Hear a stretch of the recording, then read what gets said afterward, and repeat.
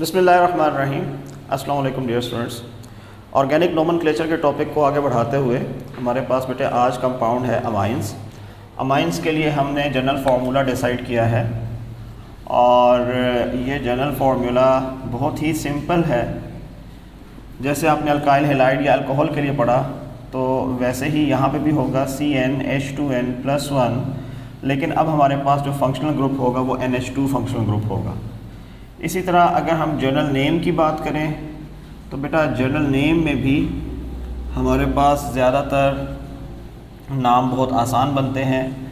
अगर हम इसका नाम लिखें तो इसको अल्केन अमाइन के नाम से रिप्रेजेंट किया जा सकता है, या आपके पास इसको अमाइनो अल्केन भी बोला जाता है। ठीक है जी, तो दोनों तरह से जो है ये लिखे जा सकते हैं। स्टार्ट लेते हैं। हमारे पास बेटे अगर कंपाउंड हो CH3NH2 तो बेटा ये NH2 ग्रुप अमाइन का ग्रुप है और ये एक कार्बन CH3 मीथेन को रिप्रेजेंट कर रहा है, तो बेटा कंपाउंड हो जाएगा अमाइनो मीथेन। ठीक है।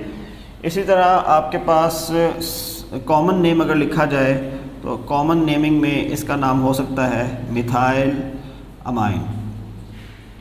ये जो मैंने ब्रैकेट में लिखा है ये कॉमन नेम है और ये जो मैंने नॉर्मल लिखा है ये इसका सिस्टमेटिक IUPAC नेम है। इसी तरह अगर बेटे मैं CH3CH2NH2 ग्रुप को देखूं तो आपके पास बेटा ये 2 कार्बन की चेन है जिस पे NH2 ग्रुप है, तो इसका नाम हो सकता है अमाइनो ईथेन।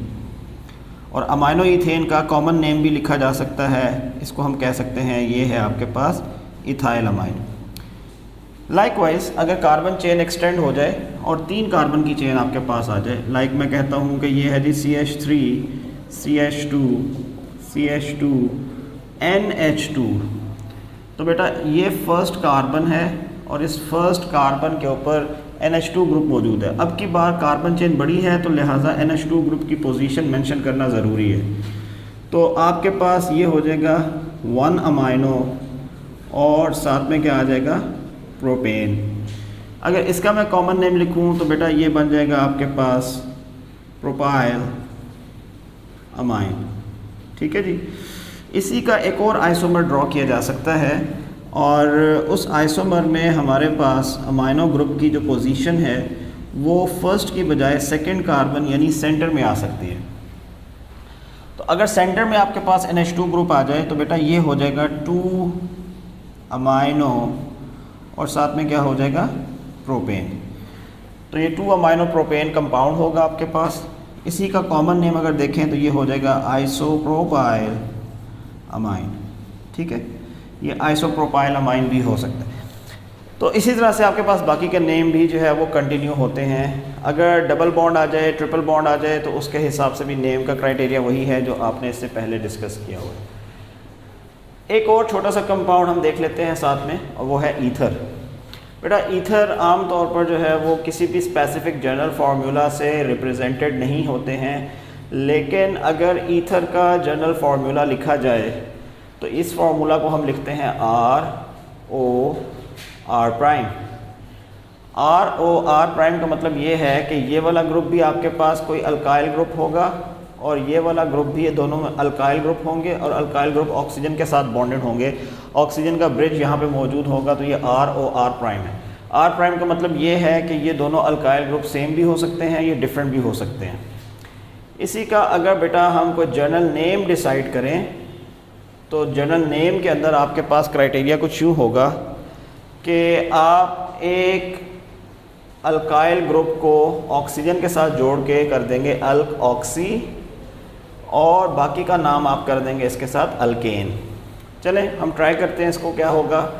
अगर मैं फार्मूला लिख दूँ CH3 ऑक्सीजन एंड CH3, तो बेटा अब आपके पास सेंटर में ऑक्सीजन है और left and right 2 CH3 group हैं, commonly known as dimethyl ether, dimethyl ether. लेकिन अगर सिस्टमेटिक नेम देखें जो कि मैं ब्रैकेट में लिखने जा रहा हूँ तो मैं एक मिथाइल ग्रुप को क्या करता हूँ ऑक्सीजन के साथ ज्वाइन कर देता हूँ। Methyl and oxygen they combine to form methoxy इसको लिखा जाएगा मिथॉक्सी, जो मैंने ये सर्कल किया या बॉक्स के अंदर हमने फिल किया है। और जो बाकी बच जाएगा एक कार्बन बेटा, वो एक कार्बन का अल्केन होना चाहिए, इसका नाम हो जाएगा methane. Methoxy methane is the systematic name, और डाईमीथाइल ईथर बेटा ये आपके पास जो है वो एक कॉमन नेम है। अगर दोनों तरफ left and right methyl group एक जैसे हों या कोई से भी कार्बन चेन एक जैसी हो, तो ऐसे जो ईथर होते हैं बेटे, they are known as symmetrical ether, ठीक है।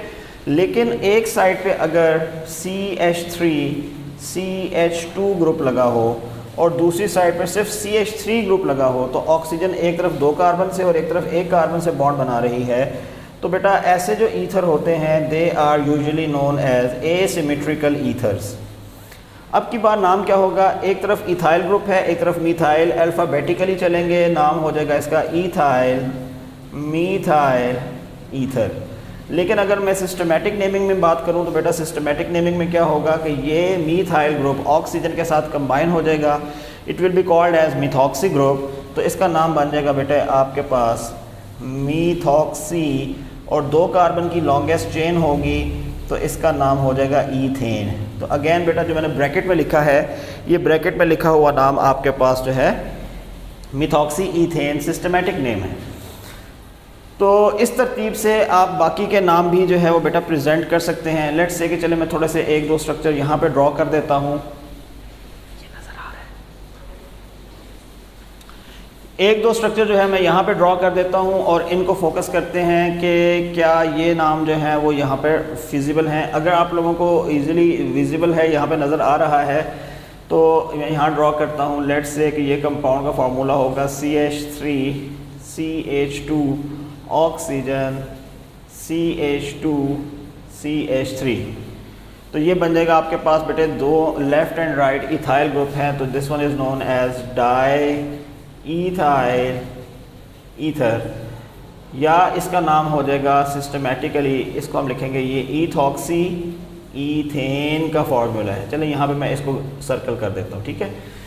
इसी तरह आपके पास बेटा लॉन्गर चेन भी हो सकती है। मिसाल के तौर पर मैं कह दूँ कि मेरे पास CH3 CH2 CH2 ऑक्सीजन और CH3 आ गया, तो ये बन जाएगा बेटा आपके पास मीथाइल प्रोपाइल ईथर, और जो छोटा ग्रुप है वो आपके पास ब्रांच होगी और ये बन जाएगा आपके पास बेटा मीथॉक्सी, और 3 कार्बन की चेन होगी, तो this one is known as propane. तो बेटा ये आज के लेक्चर के हमारे पास 2 कंपाउंड्स थे। एक को हमने जो है वो अमाइन के नाम से पढ़ा है और दूसरे को हमने ईथर के नाम से। आप इसके नोमेनक्लेचर को फर्दर डिस्कस कीजिएगा, तो इंशाल्लाह नेक्स्ट लेक्चर में फिर हम किसी और कंपाउंड को डिस्कस करेंगे। थैंक यू, अल्लाह हाफिज़।